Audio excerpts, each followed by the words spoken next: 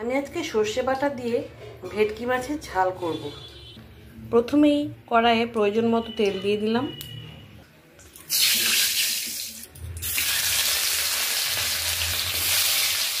প্রথমেই মাছগুলো আমি হালকা করে ভেজে নেব। মাছগুলো এবার আমি তুলে নেব।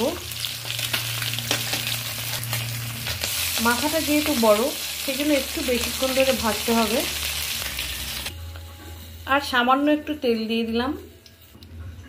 তেলে কালো জিরে ফোড়ন দিয়ে দিলাম। একটা বড় সাইজের পেঁয়াজ ছেড়ে দিলাম। স্বাদ মতো নুন, সামান্য হলুদ দিয়ে পেঁয়াজটা ভেজে নেব।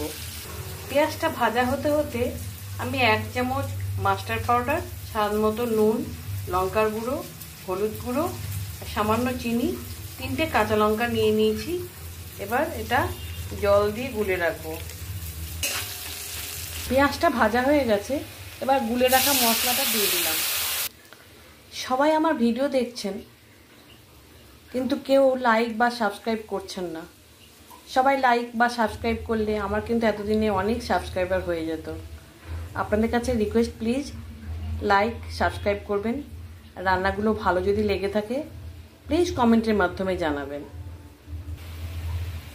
সমস্ত মাছগুলো আমি এক এক করে ঝোলের মধ্যে ছেড়ে দিলাম। একটু উল্টে পাল্টে নেব। মাছের ঝোলটা আমার হয়ে গেছে।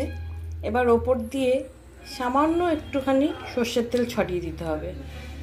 ব্যাস, তাহলেই সার্ভ করার জন্য একদম রেডি ভেটকি মাছের সর্ষে দিয়ে ঝাল।